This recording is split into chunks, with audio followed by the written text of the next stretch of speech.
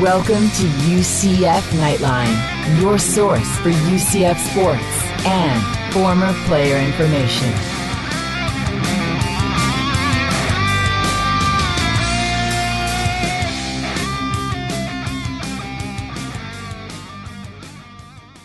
Hello, Night Nation. This is Andrew Phegley coming to you from the 1148 studios. This is Knightline 126. Joining me as always is Trylko. Hello, everyone.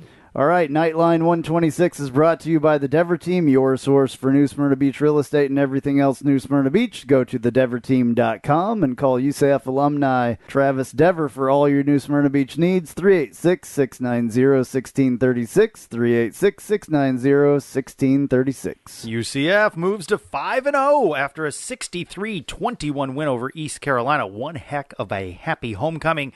The Knights amass more than 600 yards of total offense. We have it covered, joined by one of our football analysts, Nick Patty. Plus, we look ahead to next week's game at Navy, and we're answering your questions during Ask Knightline. But first, 5, 4, the engine's now building up to 7.7 million pounds of thrust. All engines running. Launch commit. We have a liftoff. We have a launch commit, and we have a liftoff. The swing arm is moving back. Well, UCF lived up to the space game theme for sure. That it did.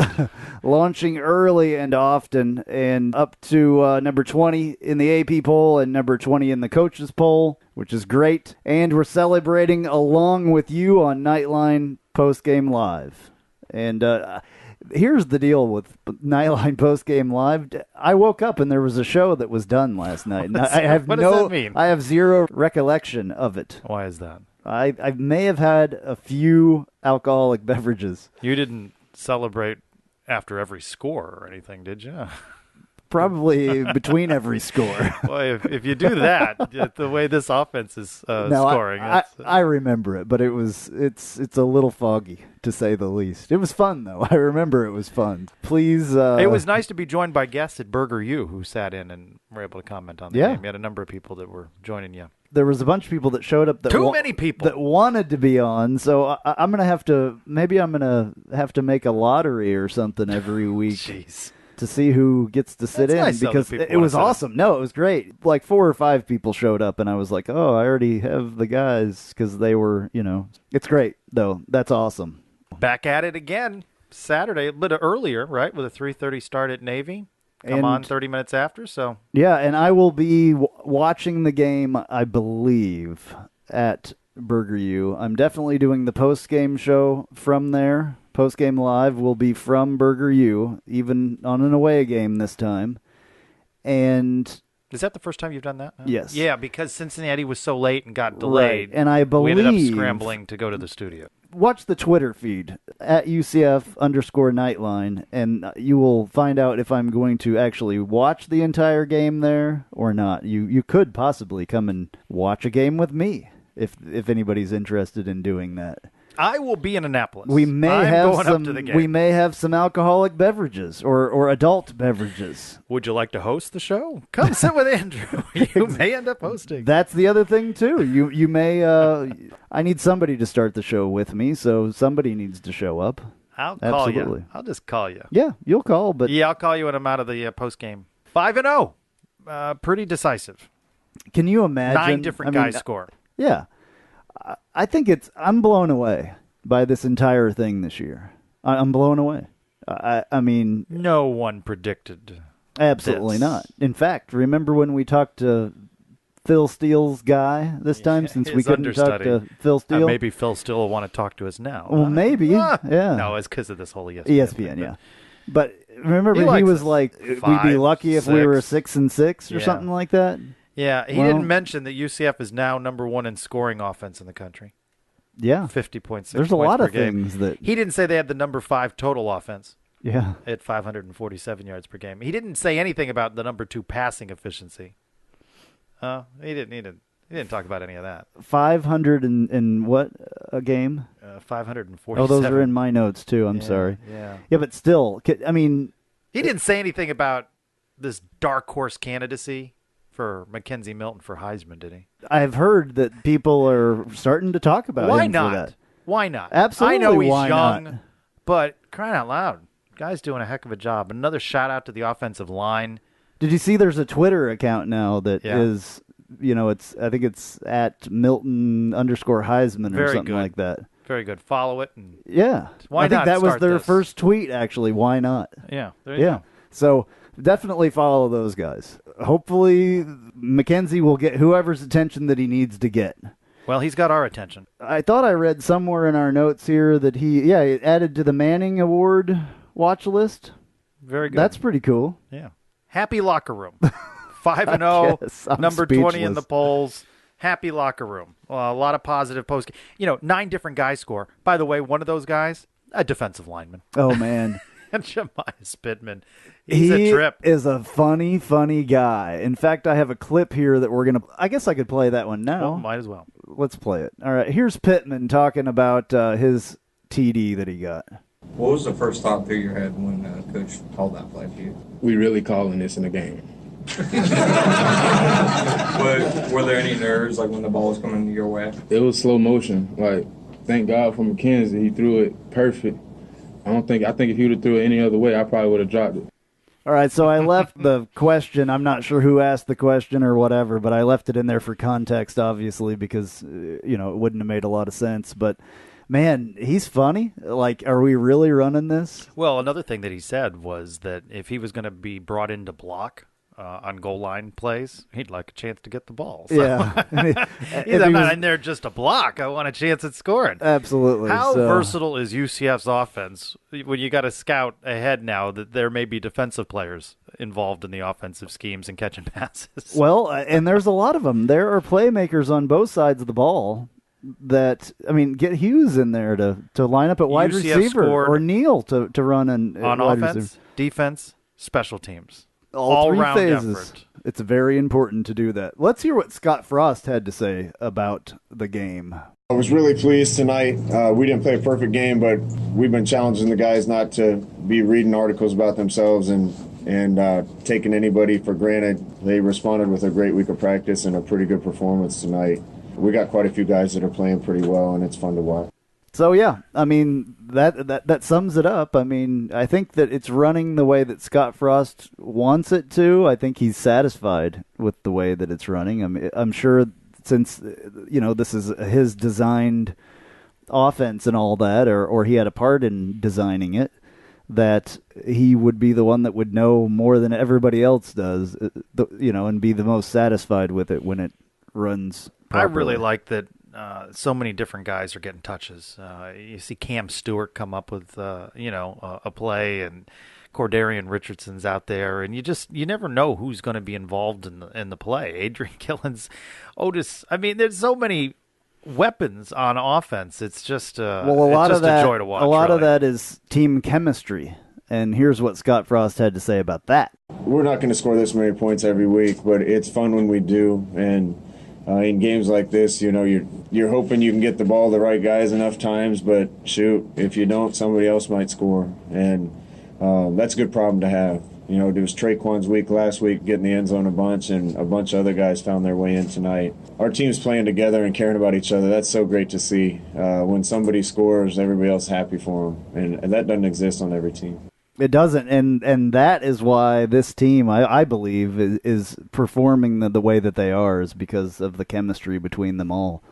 Nobody is a me guy out there on this team, I don't think.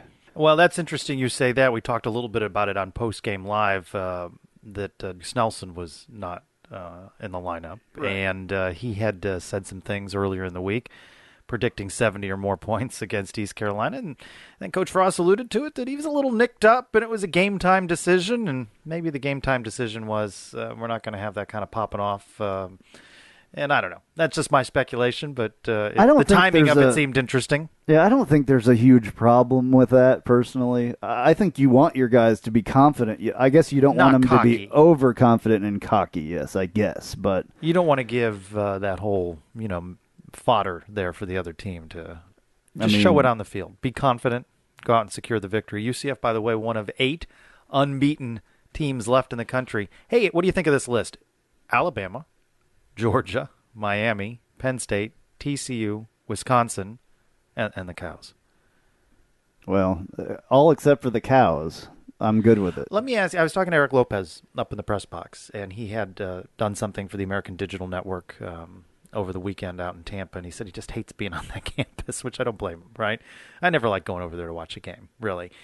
He just wants them to lose any time, and that is usually my thought. Where do you stand on that? You would wanted Navy to be undefeated. Navy, of course, suffers the 30-27 loss at Memphis. Memphis, by the way, back into the top 25. So there are still, for strength of schedule purposes, there's still 3 American schools in the top 25.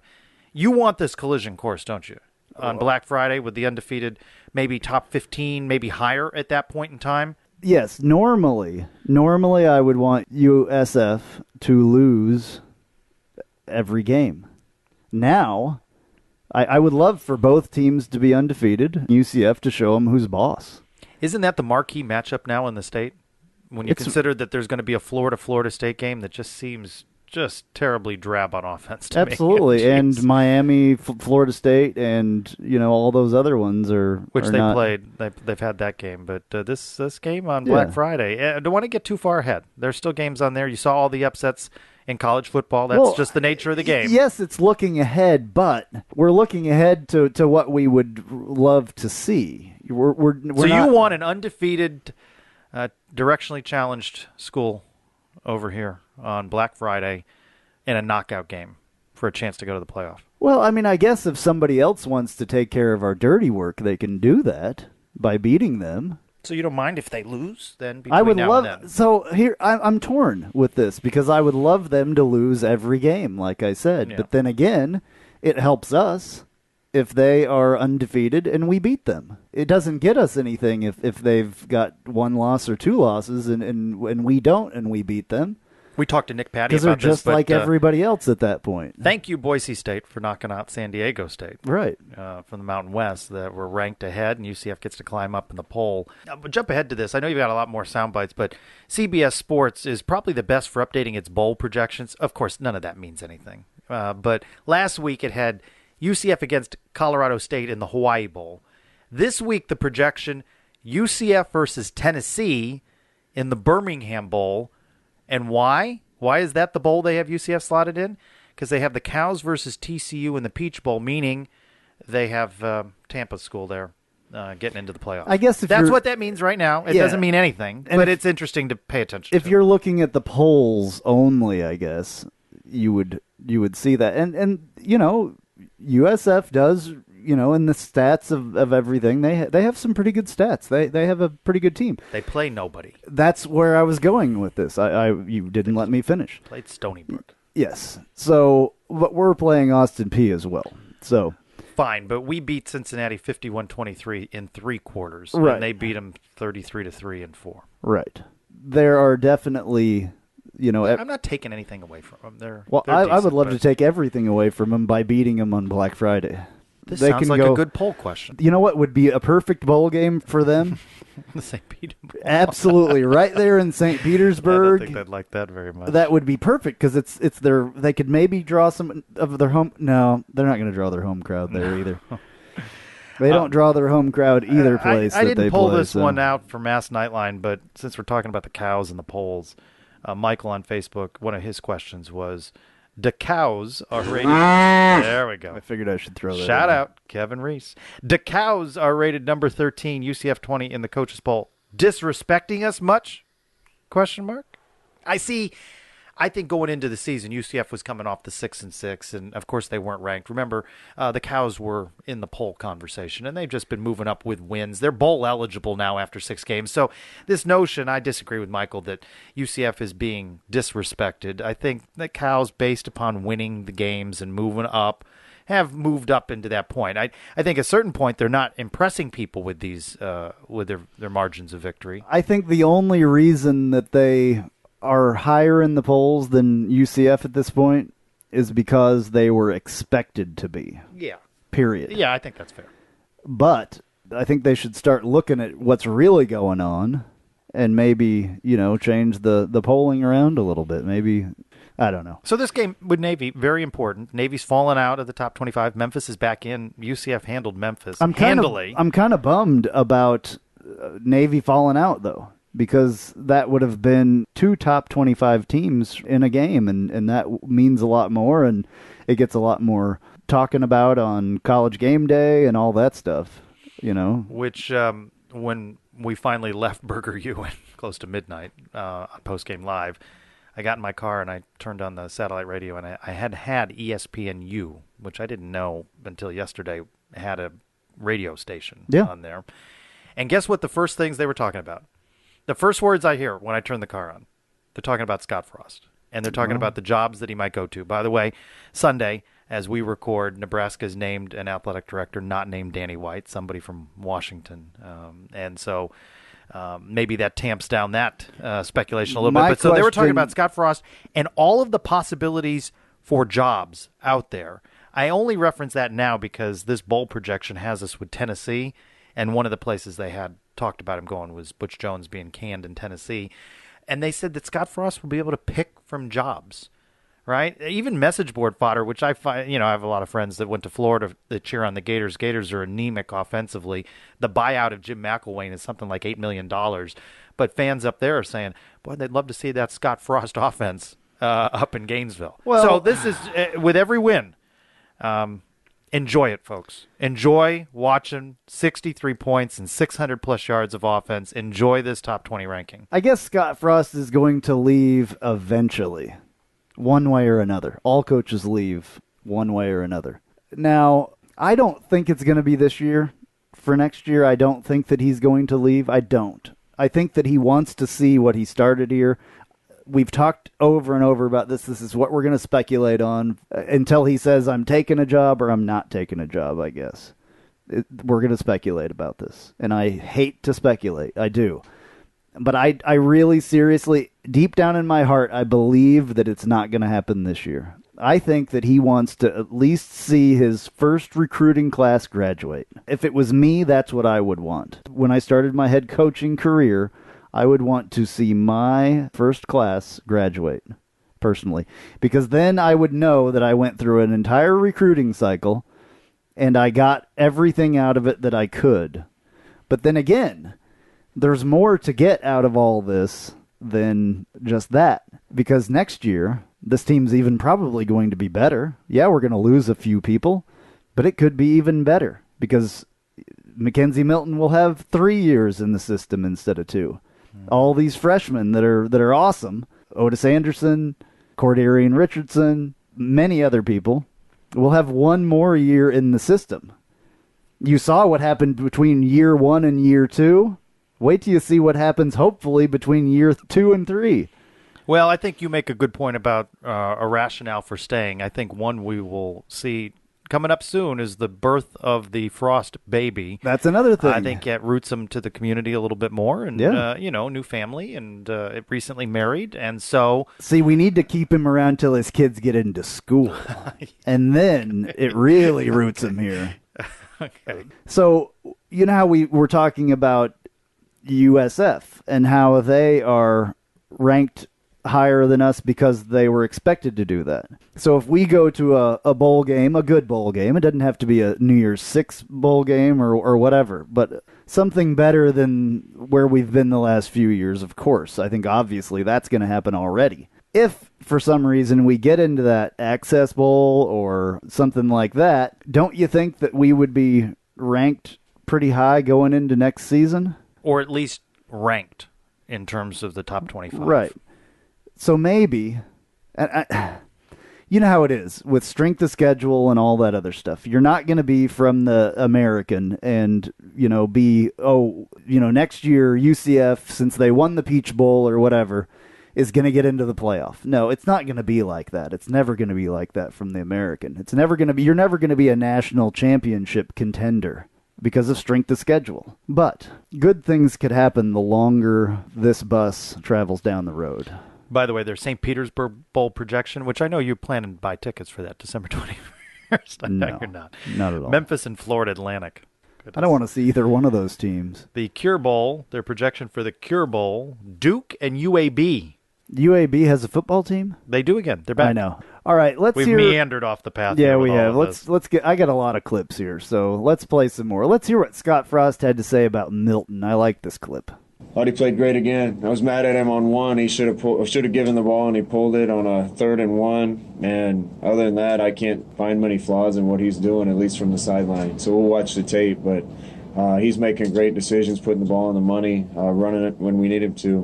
He's operating the offense really well. I can't imagine too many people would be able to do what he does in our offense. Do you feel any different about Mackenzie Milton than you did at the end of last year? At the middle of last year, and wonder why Scott Frost left him in there for all those games where he was struggling? It all makes sense now. And I don't think Scott Frost was just sticking by his guy. I think that he knew what was going to happen. He threw him in the deep end of the pool. He did. And he's doing the backstroke. 21 of 27, 324 yards, 2 touchdowns, had the rushing touchdown as well. I was just nervous about Heisman. I was just nervous about what we would see, and it had a little less to do with Mackenzie than I was not sure. I did not have confidence in what we would see on the offensive line. Yeah. Nobody thought that we would see what we've seen from this offensive line so far. Nobody. Right. No. And that has paved the way. I'm shocked. That's not taking anything away from Mackenzie's making good decisions. Right. With the way he's planning his feet, the way he's looking at options on the field, he's making good decisions. His slide game, by the way, his slide game could be a little bit better. Yeah. Boy, he still slides kind of awkward. That's fine. He's surrounded by playmakers, too. That's one of the biggest things. All right, so last week we talked a little bit about how we thought maybe the defense didn't give it their all. Let's hear what Scott Frost had to say about the defense this week. I thought the defense played hard and played well. They got a good offensive football team, and they hit a couple things on us, but that's going to happen. I know Coach Shenander was disappointed in the one long run. We fit a run wrong and then missed a few tackles on one play, and that's not characteristic of our defense. Those guys have been tackling really well. So other than a couple plays, I thought they played it exceptionally well. Well, there you go. That's a lot better than what he was saying in the press conference the week before. Are you concerned at all? I mean, he alluded to it, the missed tackles on that big run. We've got a triple option threat in Navy coming up. They're going to run. We were talking about this a little bit before we came on here. And I think the defense may have figured out that their offense is going to maybe dig them out of a hole if they got into a hole, or they know that they can lean on their offense. Their offense is scoring all these points, so maybe they've gotten this attitude where our offense is going to save us. I hope that that's not the case, but you have to think that I don't know. Now that they know that this offense is so prolific, that they can lay back a little bit. I would hope that that's not the case in a way, but then again, you can't play 100% all the time. You can't. It's physically impossible to play 100% all of the time. I just think of our discussion a couple of weeks ago going to the Memphis game. Remember, we thought that might be a high-scoring affair, and the defense completely shut down Riley Ferguson, and he was not this. Then the next week the guy goes and throws 7 touchdowns against UConn. So he was this great 6-touchdown quarterback against then number 25 UCLA, does nothing positive against UCF, and then comes back and he's the Riley Ferguson everybody was talking about again, and he's got him back into the top 25. Maybe our concerns about the defense, this has the makings, you think, maybe of a high-scoring game because you trust the UCF offense to score, but maybe the defense just shuts down to the extent that they can, because you can't completely shut down and shut out Navy. They threw 7 passes for 1 completion for 20 yards. Right. They don't throw a lot. They're one-dimensional. One-dimensional. So they're going to get their yards, right? And they're going to score. But is that going to be enough? Memphis put up 13 points, late touchdown in garbage time. Yeah. Maybe we, a week out, say, yeah, we were concerned about the defense a little bit. Well, maybe next week when we're talking about it, we won't be concerned at all about the defense. Maybe they play up and down to their competition as well. Maybe we're concerned because we're trying to find things to nitpick in a 5-0 season in a top 20 ranking now. Honestly, right? I mean, a little bit. We could say, well, they had 10 penalties again, and Coach Frost mentioned that that's something that still needed to be cleaned up, but he said it in such a throwaway line that it doesn't still seem like it's something he's particularly concerned about. We could sit here and talk about ball handling. Taj McGowan coughs the ball up at the goal line. But we're just nitpicking. Not a consistent problem, though. I mean, we're just nitpicking. Right. Right? We are. We're trying to find something. 2 years ago we sat here. We tried to find something positive to talk about. Now we're sitting here trying to find something negative to talk about. I think it's the nature. Carson Engel stopped by Knightline postgame live, and I said, the old me thinking about the O'Leary style of, we led one of the tops in the nation and fewest penalties. I still think about that. So when I see 10, 12 penalties, it concerns me. And I get nervous about a game like this on Navy because there's always these games that UCF would stub their toe on and it would lose. And I just am not used to sustained winning. Well, I get nervous. I'm personally glad in this whole deal that we're not being the cardiac Knights anymore. Remember that when we would, win at the last second or, literally at one point I thought I was going to have a heart attack. It was exciting. I had chest pain a couple times. You can go back in the shows and I'm sure you will hear me talk about having chest pain a couple of times during that season. I'm not laughing at the fact you had chest pain. No, that you acknowledged it. It was just, anxiety. It was not cardiac. Well, right here, for the first time since the 98 season, the Knights have recorded more than 500 yards of offense in 3 consecutive games. Yeah. I mean, we're just finding things This to poke at. Groundbreaking stuff. It hasn't happened for a long time. This is totally different stuff than we've been used to seeing. All right, let me play what Scott Frost had to say here about Navy. It's going to be a challenge.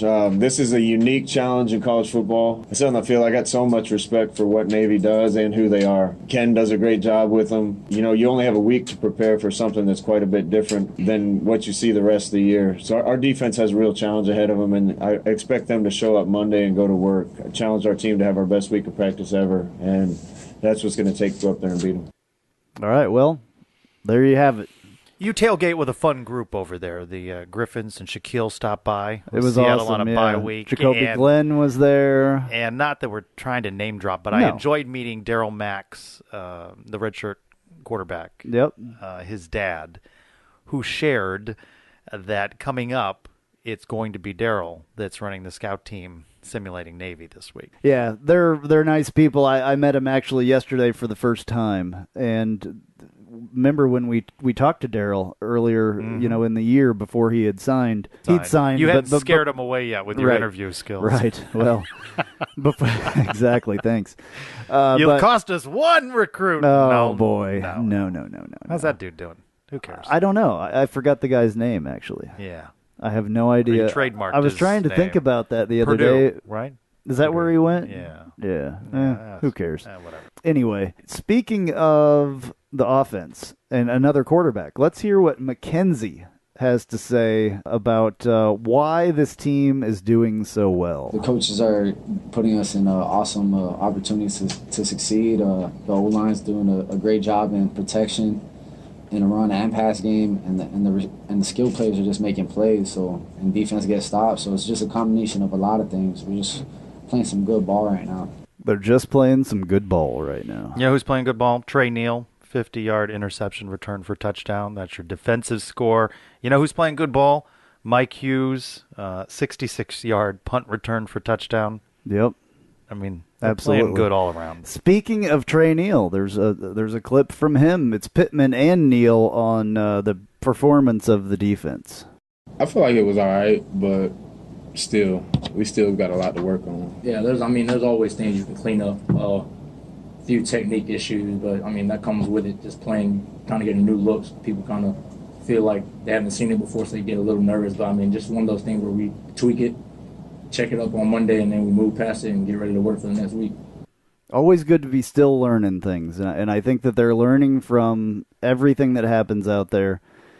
I have the utmost confidence in this staff that they're, going in there and fixing the issues that they can. We were very worried about this defense, and they have turned out losing so many starters from the previous year. Turned out to be great. And I think we're getting to the point where a guy that we talked about a couple weeks ago may be on his way back soon, right? Noah 6 Clark. games? Yeah, 6 games. That next week's game after Navy would that's be going to add one more player to the mix. We'll see where he fits in now. I don't know if he has a spot or not, but I would hope that I he think fits they could in there someplace. Well, that's why we talked about our early season MVPs. That's why to me Mike Hughes is the early season MVP on defense. I know there was a poll question on Twitter. I just think, boy, he really gave us some cover there in the secondary, and look at what he brings to you on the special teams. He is a heck of a player. I mean, absolutely. Sundays? Seeing him on Sundays. Absolutely. You're starting to see some guys that you go, I'm going to see this guy again. Traquan Smith. Absolutely. Right? You're starting to see some guys. Yeah, absolutely. Yeah, Traquan Smith and I think Pittman and I think Hughes. Starting to see some guys. I think Shaquem will be playing on Sundays. Nice sack he had, by the way. Finally. Talked about Shaquille. Getting going a little bit more. Shaquille cheering him on the side. By the way, when Blake Bortles signed with Jacksonville, you started to see more of the Jacksonville jerseys on campus. Have you noticed you're starting to see more Seattle Seahawk jerseys? Yeah. And clothes. I saw kids coming up with Seattle shirts, taking pictures with Shaquille. I can tell you that Shaquille is exactly the same dude as when he left here, though. It's not changed him a bit. He may have a little bit more shekels in his pocket. Shekels? You've never heard that one before? I've heard of that. He may have a lot more of that. In fact, I was asking him about some jewelry that he was wearing. he had a Rolex on. Really? He might be someone that might want to sponsor. Look, he's an NFL player, and he deserves that. That's what they do. He bought his dad a car, and he's got some jewelry, and he's earned that money. Oh yeah, he's worked since he was a little kid for that money.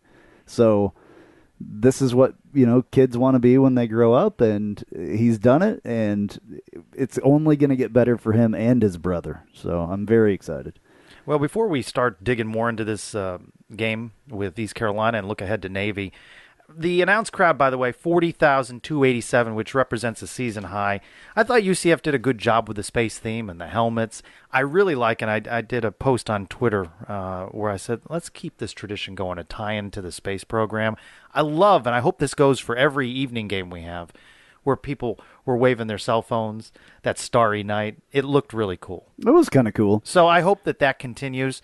But 4287, and I've been talking to people on Twitter about this back and forth. I think we're starting to see the impact possibly of those ticket price increases. Hard to get a bandwagon fan now that's ready to jump on the momentum when they're seeing $45 ticket prices through UCF. Again, if you go on the secondary market and the StubHubs and all of this, you're going to find them for a lot less than that. Right. And people do that. But not very many people are doing that, obviously. So, I think it is what it is. It is what it is, and I think if you're going out there, you're having a good time. Right? Yeah, absolutely. Between concerts and tailgating and everything that goes on over the course of the day in the game, and you just got to keep winning. I give it to the students because the students are there for sure. So, I mean, there just needs to be – we need to get those normal people that don't normally come to the games. The family, the people that would go to Orlando City instead, they were over at Bruno Mars, I guess. There's another team. This was this week's There's excuse. Another team in town that is doing something very, very special. That was this week's excuse, by the way. It was Bruno Mars. Well, what's going to be the next game's excuse? It's Austin P. Is that who it is? That's the excuse. Yeah. There it is. The quality of the opponent. Right. And a win over Navy. You see a little bit, maybe a climb in the polls. They don't hit 40,000 for that game. That's crazy. I mean, the game time, I don't believe the game time's been announced for that, but they don't hit 40,000 for that. That's crazy. Before we leave on homecoming, got to go back to the excitement that was high noon on the UCF campus Friday.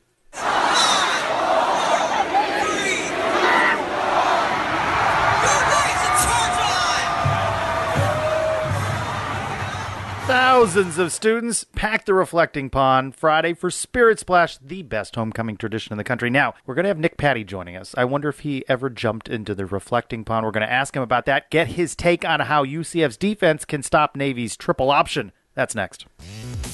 Night Nation, now that the football season has started, you're going to need all the tailgating supplies and clothing for the rest of the season.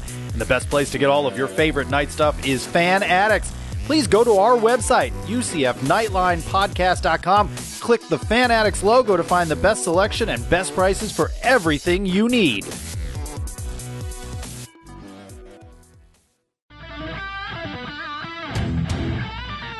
Welcome to Inside the Red Zone with Nick, the Wild Knight Patty.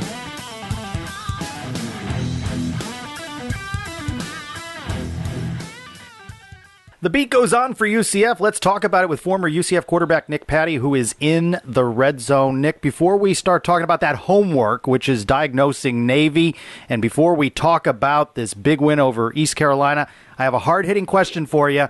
Did you ever jump in the reflecting pond trying to get a duck during Spirit Splash? I actually never had a chance to. It was always sort of, we're always there as a team, and I never had a chance to go after, or as a student or when we weren't getting ready for the game. So I never got a chance to dive in, but I always enjoyed that, man. That was always a pretty neat tradition. I think anyone that has a chance to go and have visit and be a UCF student there, you can kind of feel the tradition, and everyone loves that, man. That's a pretty neat deal. Well, there's no reason you still can't go back and do that. You can dive in anytime. I mean, there's nobody guarding it, so. Yeah, you're right. I'll put that on the list, no doubt. Well, a happy homecoming for UCF. Let's talk about this performance, 63-21 over the Pirates. Firing on all cylinders on offense again. No doubt. Yeah, I mean, I think, they looked impressive on a bunch of different phases on offense. I mean, it was, they ran the ball sort of at will. They were moving the ball, moving the line of scrimmage, as we've seen week in and week out. I mean, I think that's kind of becoming a staple of how we're being so efficient. But, I mean, I think, again, we've said it all year, how positive Mackenzie Milton's look and just how efficient he's being and how smart he's being with the ball. And, we saw it again Saturday. I mean, I think he was 21 for 27, and then just, aside from the stat line, though, I think you could just see how sharp he is and, with his decision-making and where he's going with the ball. And he's not missing many opportunities. There's not a whole lot of opportunities there that he's missing. A lot of throws that are errant, what have you. So the things that are there, he's hitting them, and, our receivers are getting open.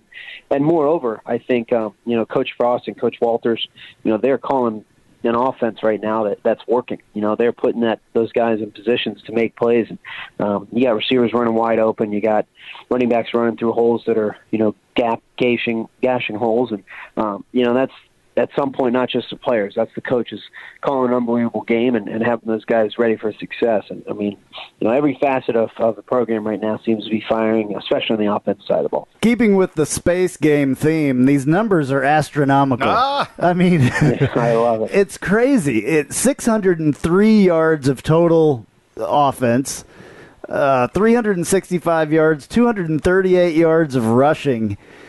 This thing is absolutely clicking. What happens in the future? Where does it go from here? Is there any better to do? I mean, you could score with one play on every drive, I guess. But I mean, yeah, no, you said it. First of all, I'll have to give you some credit there for that pun because that was pretty awesome. Thank you. Yeah. Yeah, no, but to answer your question, I mean, I don't know. If you can have a much more efficient offense. I mean, I think you just look around the country, and it's all about consistency. If we can consistently do this week in and week out, I don't see anyone that we couldn't beat. I don't see anyone that would play with us, and I just I don't think there is anywhere else to go. But I think the next question is not, okay, how can we get any better on offense? It's, okay, how can we sustain this? How can we be consistent? And if we can, we're going to be hard to beat. And, I think another positive, too, is not just how efficient we're being on the offensive side of the ball, but we scored on all three phases on Saturday. And that's you can't beat that. It's hard to beat a team who's scoring on defense. It's hard to beat a team who's scoring on defense and running kicks back. It's hard to keep up. I mean, if you already have to worry about a team, a potent offense that can put up, 600-plus yards of offense. You got to worry about that, and then you got to worry about them scoring on special teams, and you already also have to worry about them, creating points on the defensive side of the ball. Man, that causes some serious issues for opponents, and that's what we're doing right now. And I think at one point at halftime, we had 22 first downs at halftime. I know that's big. That's a big stat for Coach Frost and those guys to look at. And we had 22 first downs, and we were 1 for 3 on third down conversions. And I showed somebody that stat, and I said, well, we were 1 for 3. And they're like, oh, 1 for 3. I said, no, that the one for 3 isn't the stat that you look at. The stat is that we only had 3 third down opportunities, and we had 22 first downs. And so they're, as efficient as you can get on the offensive side of the ball. The question now is, how do we sustain that? And how do we continue to find points on special teams and defense, but how do we sustain all these yards and first downs and efficiency on offense? And so that's be interesting to see if they can keep that up. So it's running so strong, and I don't want to bring on any bad juju or anything like that. But all the pieces are there, obviously, right now. But what if one of the pieces breaks? I mean, of course, the one that we worry about the most is Mackenzie Milton. Sure. Luckily, they haven't gotten to him very often. That's pretty amazing in itself, especially with the offensive line issues that we've had for years here. Sure. But do you think that a guy, seeing Noah Vetterall as little as we have, do you think that he could jump in there and run this offense? I do. Like you said, we've seen him very little, and we've seen him in situations that are pretty comfortable situations we put into. I think one thing you have to know as a back quarterback, and I had some experience with this, having been a backup for a few years there, and at Boise State, is that it's not about the comfortable situations you need to be put in. Your job as a backup quarterback is to be prepared for any situation. And so I think the big thing for Noah to think about and to be ready is, okay, it's the third quarter against Navy, and we're not up by 45 points. It's the third quarter against USF, and we're down by 17 points. That's the situations that, he's going to need to be put in his own mind.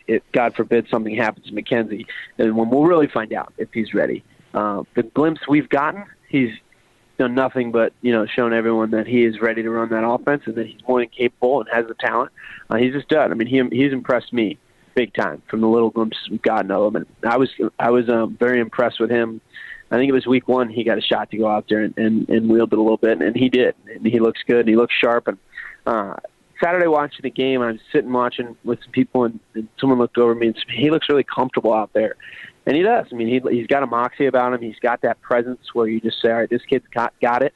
Whatever it is, he's got that sort of it factor where you just sort of rally around him. And I think, God forbid, something happens to Mackenzie, we'll be in good hands. And I have confidence in the coaches, again, that they're, kind of getting this thing to where it's just sort of plug and play, and you got guys with some talent. Hopefully we don't have to find that out. Not saying we don't want to see Noah out there. We don't want to see any other guys, but hopefully we're not in a situation where we got to kind of change this thing up at all. But I do think that he has the talent to get it done. It just remains to be seen in those, extra different situations than just mop-up duty is when the time, when the rubber hits the road, so to speak. 9 different Knights score touchdowns. It seems like that's a tremendous asset to know that you can go to just about any of your playmakers and someone is capable of scoring. You're the signal caller in that offense. What do you think of that array of options that you have on every single play? I want to add something there, including defensive linemen. Yeah, absolutely. Sorry to interrupt. No, go ahead. Yeah, no worries. I mean, that's as a signal caller, there's no better comfort because, it gets tough at times when those guys are calling plays and you're putting your game plan in. And, I can tell you when they're putting game plans in and there's certain plays in the red zone that you want to try to hit and certain plays, in maybe the 45 and in, you want to try to, take a shot at the end zone maybe. But within those plays and when you're putting the game plan in, you want to make sure certain guys are on the field or certain guys are in a certain position. So when you do call those plays, you're attacking and you're a little more comfortable because, maybe you have Jordan Akins running a certain route or, when you have that many weapons on offense as a signal caller, you don't have to worry about, all right, hey, I'm going to call this play here if we get, in at this distance, but we got to make sure Jordan's in the game. When you don't have to do that, man, you can really be more efficient as a signal caller because you don't have to, you're not spinning 3 plates. You're just calling plays, and it doesn't matter who's in there because we got weapons all over the field. It doesn't matter who's in a certain spot or who's playing tight end or who's playing X receiver or whatever it may be. And, I could tell you for Coach Frost and Coach Walters right now, they're licking their chops because they got guys left and right who can get it done. And, I don't think there's many people out there right now that, you're sort of cringing that are out there. It's like, man, he may not be able to get it done. There's not many people right now that aren't contributing when they're out there and then that aren't getting it done. And that's a good thing to see. I'm not sitting here saying that the Knights are perfect and they got nothing to work on. And that there's no one out there that's liability, but they're sure doing a darn good job of the other guys maybe covering up those liabilities and maybe making us look like we've got a few less weaknesses than we do because guys are contributing. And they're playing so much as a team right now that it's hard to see many weaknesses because they're playing together, and that's awesome. And that's what you see, sort of to your guys' point about throwing D linemen in there. You don't play much more of a team is when your D linemen are catching touchdowns. And on top of that, they're catching touchdowns, and the whole team's waiting on them on the sidelines to cheer them up and to, jumping around, celebrating with them. And it's just awesome to see, man. They've got a really cool dynamic around that team right now, and hope they can keep that up. I'm going to stick with my theme of quarterbacks here. You were talking about game planning and wanting to do certain things in certain areas and all that, but how much of this offense is scripted? I know Coach Frost, the only thing he scripts is the first play of the drive. Every drive. Of each drive? I would say the first play of each drive is one that he has in his mind already called every drive. And that's the first couple of maybe 10 drives. The first 10 drives will have a first play. And those sort of change as the game goes on, and you never know where you're going to get the ball. Obviously, the first play of the drive changes if you're on the 1 yard line backed up kind of thing. But I know the whole first drive is scripted. Maybe his first 4 or 5 plays of the first drive is completely scripted, so they'll just bang those 5 plays out regardless, So it doesn't matter what the defense is giving you. It's just he's got those plays in mind, and that's what he's going to run. Right, exactly. And obviously, I guess to answer your question in short, it doesn't matter what the defense is giving you. They'll always adjust if something's, astronomically different. But no, there's no way to tell exactly what you're going to see on defense. So in an offense like his, he wants to have plays. He wants to get off to a fast start. So he wants to have those, 4 or 5 plays that he's going to call, and they're going to get going in a drive. And then after those 4 or 5 plays, they'll start calling for situational offense.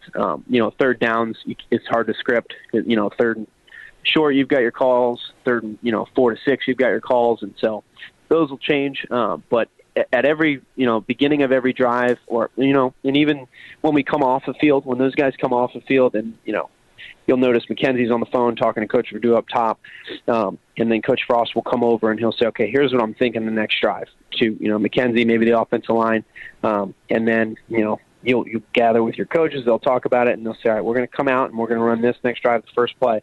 After that, be ready for boom, boom, boom. So they say, this is what we're going to start with next drive, and then I'm thinking about, depending on how that goes, I'm thinking about calling this play, or this play. And so it's a constant communication. So I wouldn't say any of it is scripted, but they're well aware to start each drive what that drive could possibly look like. I guess that's probably the best way to answer your question. So after the first drive, which is fairly scripted with probably 4 to 6 calls, there's a good understanding of what the next drive will look like. But obviously, again, it's very situational. Now I have another question because you brought this up. I was starting to think actually about when Mackenzie comes off the field and he goes, whoever the quarterback is comes and talks on the phone. And you said that it was to Coach Verdue. What kind of a communication is going on there? What are they talking about? It's a recap of the last drive. It is, kind of going through play for play. Okay, what'd you see there? Okay, this is what I saw. You were right. You were wrong. Okay, next time we run that, look, this is sort of what happened. If he misses something, he'll say, all right, this is what we saw up here. If we run that play again, make sure you're looking for it. And so they'll sort of run through that whole drive. And then Coach Verdue does a good job of saying, okay, well, good job. He'll sort of, get his composure back with Mackenzie. He'll say, all right, way to go, looking forward. Let's put that drive behind us, good or bad. He'll, usually say, let's put that drive behind us. Let's keep going and let's, he'll get guys fired up. He throws a lot of positivity out there after you try to put that drive to rest and moving forward. So, that's sort of what the communication is. It's sort of a total recap of the last drive, and then it's just Coach Verdue getting those guys ready for the next play, the next drive, keeping them positive. Even if I've seen, obviously at times last year Mackenzie would have, 3 or 4 drives in a row where it just didn't look good. There wasn't a whole lot working. There's drives where the O-line wasn't great last year, and so you had to see Coach Verdue at times where he could have been very frustrated. And he was a very calming influence up there. He's a very positive force. He's very, uplifting voice. And And so, his encouragement is big, I know, in those times, good or bad. And this year, obviously there hadn't been a whole lot of negative, from the O-line or from McKenzie. And so I'm sure it's been the same positivity and kind of just putting drives behind him and going forward. But it's a lot of recap, and he does a good job of, confirming. He wants to confirm what McKenzie sees. He always says things of that nature. And, if it's not confirming what he sees, it's correcting what he sees. And, I know that does leaps and bounds for McKenzie. I know it's a good voice to have. It's always good to talk to the guys upstairs because as you can realize, they got a pretty good view of what's going on, and so it's always an asset to have. Let's dig into this Navy game a little bit. We do the Ask Knightline segment, and one of our questions this week I'm going to throw your way from Andrew, who also sent along an article from the Capital Gazette newspaper that covers Navy. The headline is, Navy coaching staff happy to have zone option offense in back pocket, and refers to that Navy has suddenly become doubly difficult to defend now that it has proven the ability to run zone option just as effectively as the triple option. How do you prepare for that in a week? Yeah. Well, I think, I think it's good because it is, it's very, very similar to what we do in different ways, shape, or form. It's like putting, it's putting what we do when they go into the triple option and stuff. It's putting a lot of what we do under center, and packing that into one box. I don't think it's reinventing the wheel just because they may be able to do their triple option and zone option because, it's similar. What we do is essentially the triple option, just in a spread formation with a different look. I think if you kind of take it for what it's worth, when we're doing our read option stuff and have our RPOs, what RPOs are is essentially triple options spread out throughout the whole field. So you're reading essentially the same things. You have the dive read, you've got a pitch key, and then you have an option to throw it out, to those bubble screens or slip screens. And so if you take that and just put it back into the 7-man box and you compact those formations, you just have the triple option. And so those guys, you can package it differently as best you want. And yes, it looks a lot different and it looks, like it's a whole different type of offense, but it's really not when you talk about forms of preparation and just kind of how you go about defending it. It's very similar in nature. And so I know our guys see that quite often, as you guys know, and, that's kind of what we do. And no one has seen it and prepared for it. No one's altered that brand of offense more than Scott Frost and this staff, and these guys have been around it forever. And so it'd be interesting to see. I mean, you think of Navy and you prepare for those guys and you prepare for nothing but the triple option and that old school kind of downhill, compacted, kind of lull you to sleep. It's like Novocaine, it'll lull you to sleep and then they'll bang you for, a long hit. Your defense on the field for a lot of time. And so it'd be interesting to see, when they do change up that look, how that affects them. But I'm not sure that it's reinventing the wheel all in 1 week, Navy in the game, they lost to Memphis over the weekend, 5 turnovers. Their quarterback, Zach Abbey, he was 1 of 7 for 20 yards. As a team, they rushed for 334. Again, though, they lose to Memphis. They fall out of the top 25. It's going to be quite a test for UCF. Do you think, having had that Georgia Tech game on the schedule, that in camp, that this was something they practiced for, knowing they would have Georgia Tech and Navy on the schedule? So this is something they had prepared for to some degree during camp? Absolutely. I can guarantee you that. That this is something that, you may have one game on the schedule in a normal year, especially if you're playing the American, you're playing Navy or ACC, you're playing Georgia Tech every year. You may have one game, so you're just sort of kind of going to put it away until that week. But if you have 2 games, you can sort of justify putting more time into it, especially Georgia Tech was going to be so early. And so I know for a fact that they were going to run this in camp, and I also know for a fact that they did put a big emphasis on it. And you got to remember, too, this was Coach Frost's offense in college. He ran the triple option at Nebraska and was pretty darn good at it. And so he's got a very good understanding of how this thing works. He's got a really good understanding of what it takes to be good at the triple option, and he was good at it himself. And I know he's not afraid to get in there at practice and run that darn triple option, show those guys how it works, and show those guys, who they should be keying on, et cetera. And so I know during fall camp that they put quite a bit of emphasis on it. And, there's a reason for that. It's not to say just because they put an emphasis on it, they'll be able to stop it. The reason they put such an emphasis on it is because it's really hard to stop, as we all know. It is it's not what we see every week in college football nowadays. As old school of an offense as it is sophisticated in its own right. It's hard. It's sort of boring to the point where you kind of lose one play, you'll lose your concentration, and they'll bang you for a big one. And I know during camp they put a big emphasis on it, and Coach Frost, has his thumb on that thing. And it'll be interesting to see how well they're prepared. But I know we have the speed to defend it. I know that's something that we'll kind of have to hang our hat on, is having the speed to run around with those guys. And it'll be, this will be a question if we have discipline on defense. And for sure, it won't be a lighthearted effort. They're going to have to bring it all this week. So what you're essentially saying is that there should be no other team in all of college football that is prepared as much as UCF with their knowledge on their staff of this offense. I'd go out on a limb and say that. Absolutely. It's not like he's the only one in college football that did it.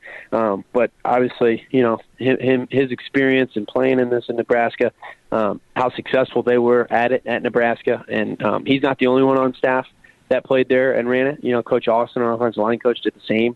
Coach Held, he played in Nebraska when Coach Frost was there. And so they got multiple guys on that staff that have a very good knowledge of how this offense works. And so, and in this offense, meaning Navy's offense, triple option. And so, yeah, I'd go out on a limb and say that. I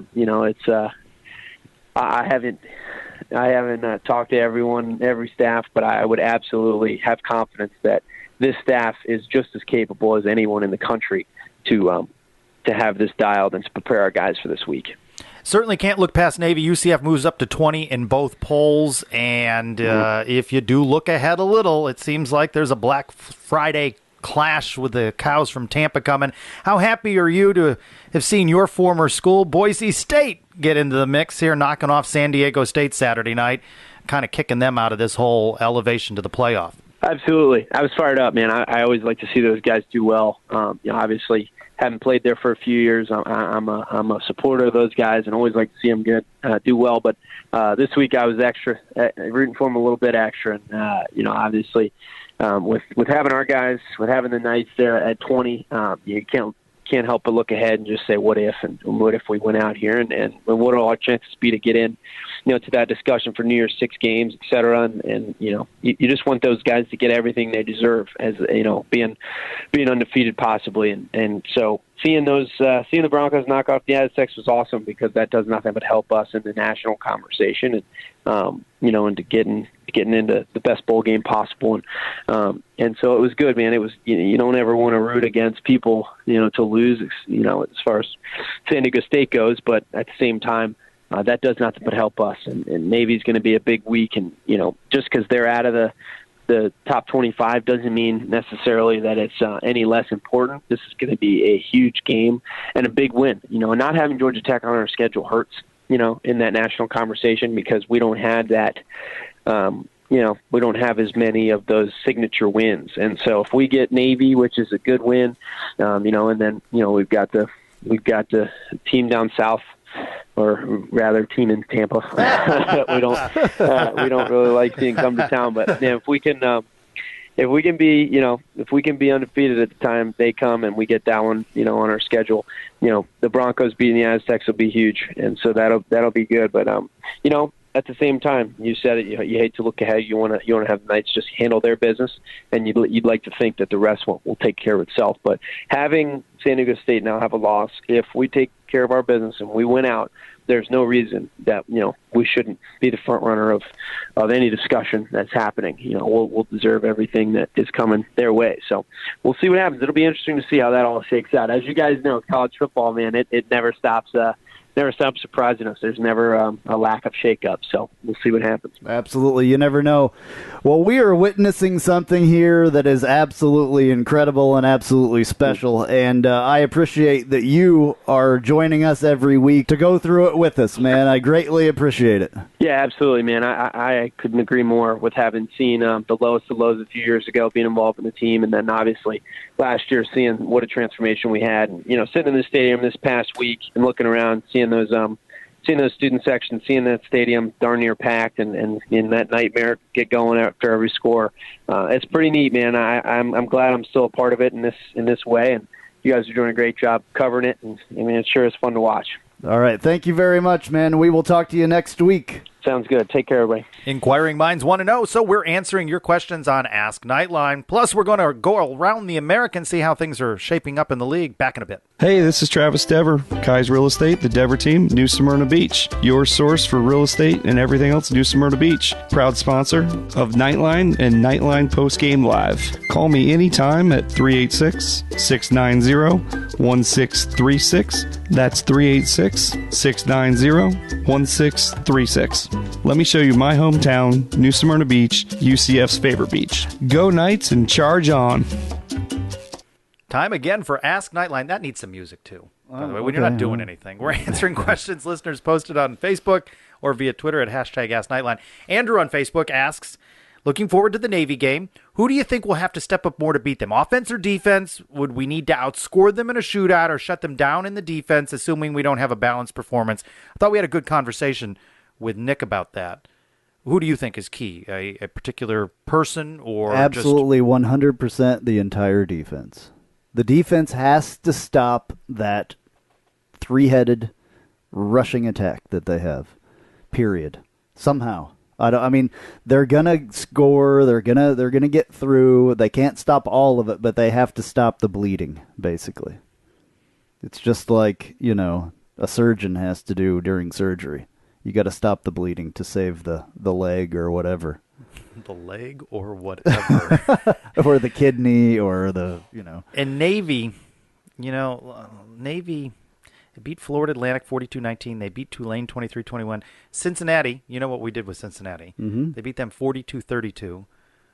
Beat Tulsa 31-21. Beat Air Force 48-45 and then lose to Memphis 30-27. And none of those teams score anything like what UCF does. Think Cincinnati put 3 on the Cows. Right. They put 32 on Navy. Right. And you know what we did with Memphis, obviously. Yeah. They beat them 30-27. Absolutely. So the defense has to just stop the bleeding. Brad on Facebook asking, the defense has done such a good job defending the run this season. How will the triple option make this more difficult? Second, any word on Darryl Mack's development during the season? I think we'll see him at all this year. As we've been saying, we kind of talked about tailgating. He's going to be the scout team guy this week, simulating Navy. And I don't want to see Darryl Mack in a regular season game. I don't either, because that means something has happened somewhere along the line to burn his red shirt. They made a decision to go with Noah, and Noah's performed well. I don't want to see Noah unless it's garbage time, and just letting him get some reps. That's all that I want to see of him, and I definitely don't want to see Darryl Mack. Final question in this round. No, I like that.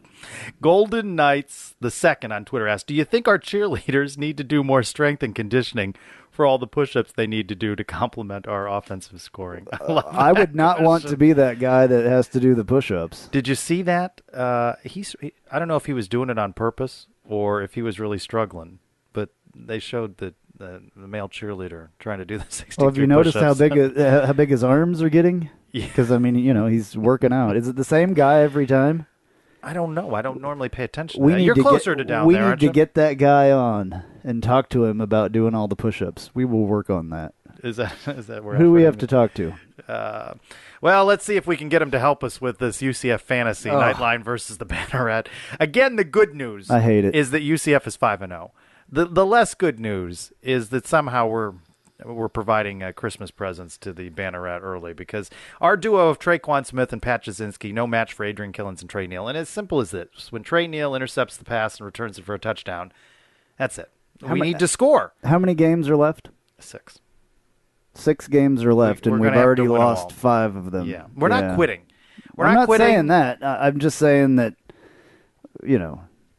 I just don't like it. Well, I don't like losing either, especially to those guys. Yeah. They're a little cocky. A little bit. Yeah. It's all in good fun. It is. They were talking about it on their show, by the way, and they're dismissive. They say the meal should be at Burger U, which I'm fine with. They're a little dismissive of this idea. I mean, I've already got coupons for Steak and Shake. Yeah. We said steak dinner. We didn't say where. Yeah. Burger U doesn't have a steak, I don't think. Steak burger? They have a steak burger, I'm sure. They can have that. Yeah. I don't know. We'll see if we're in a good mood and they get fries. Maybe, yeah. Well, all right, we're going around the American next, plus taking a look at Knights in the pros and news and notes. You've heard us talk about the great food at our good friend Kyle Israel's restaurant, The Little Greek Fresh Grill. The Little Greek now has franchises available. Please call 407-697-2272. That's 407-697-2272 to see what The Little Greek can do for you. Also check out The Little Greek's newest location at 3131 Daniels Road, Suite 104, Winter Garden, Florida. The Little Greek Fresh Grill. Fresh, flavorful, fabulous.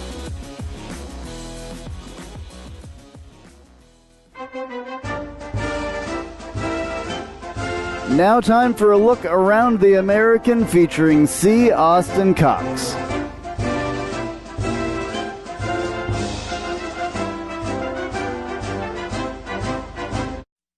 I'm C. Austin Cox from the AAC Daily, and this is your weekly wrap-up for American Athletic Conference football following Week 7 of the 2017 season.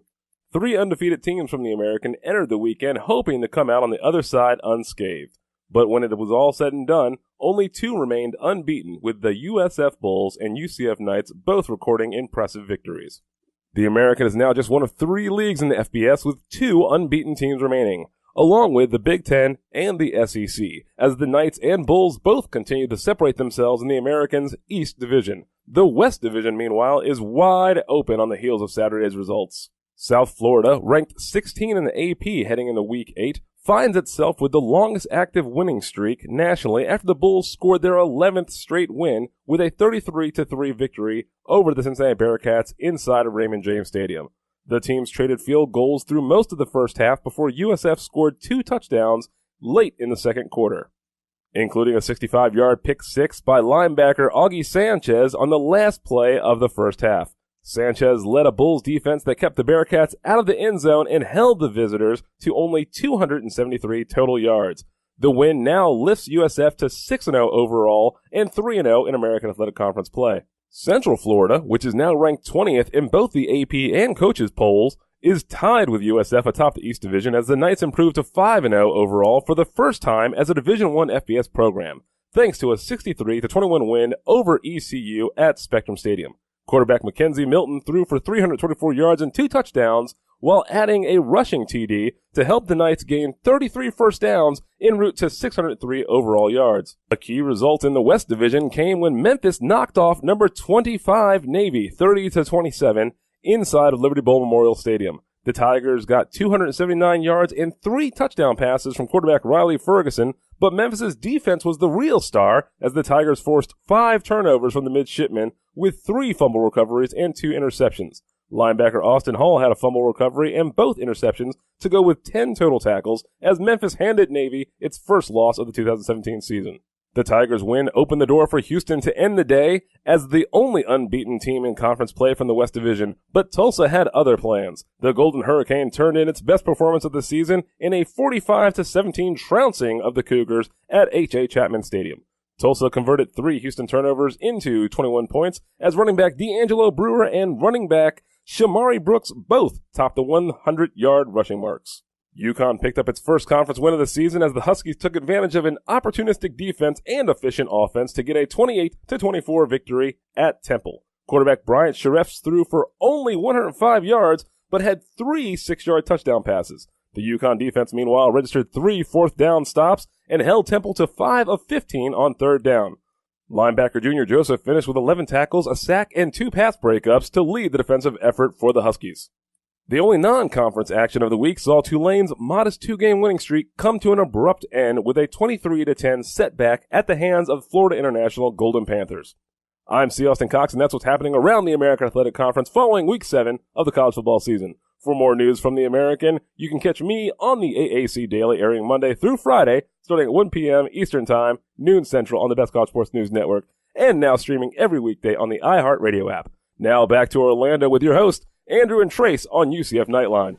All right, Knights in the pros. The Houston Texans have released Ja Reed. Oh, well. And congratulations to Matt Williams, who inks a deal with the Miami Heat. Taking a quick look at the week ahead in your Nightline planner, women's soccer returns home. UConn at the UCF Soccer Complex, October 19, 7 o'clock. Softball continues fall ball, Eastern Florida, October 20. Also Friday, volleyball heads to Houston.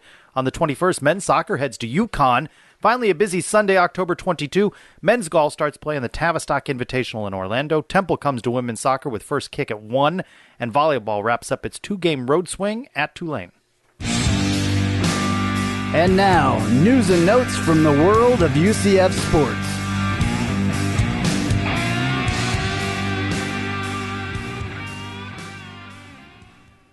You know basketball is getting closer. First, it was Friday's homecoming hoops on the plaza, in which fans had the opportunity to meet members of the men's and women's basketball teams. Now it's the American Media Days in Philly, beginning on Monday. We'll learn more about the preseason polls and the preseason picks for the players of the year. Full coverage on the American Digital Network. Women's soccer, 4-0 at LSU Sunday. Unbeaten streak, now 11.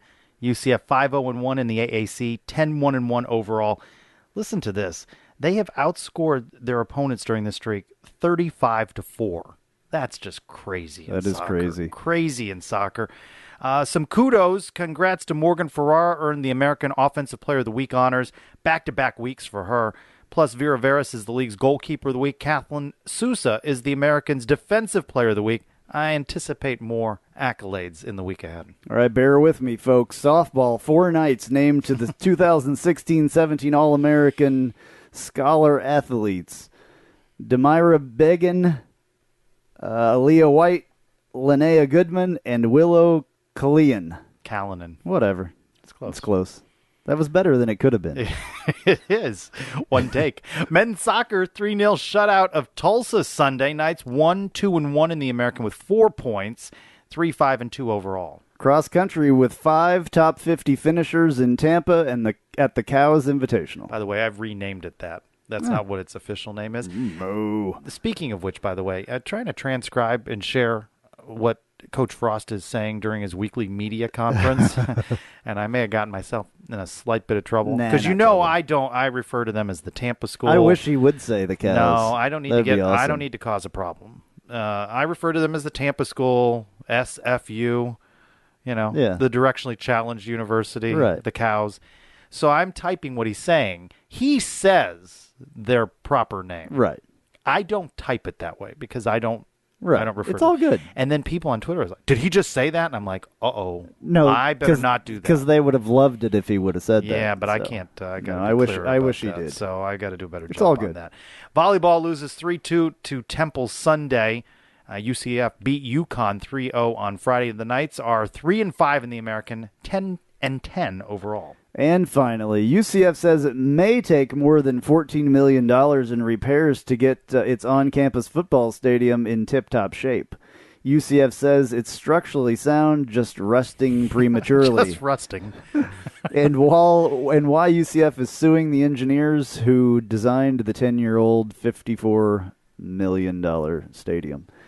$54 million, first of all, was not a lot to pay for a stadium, so...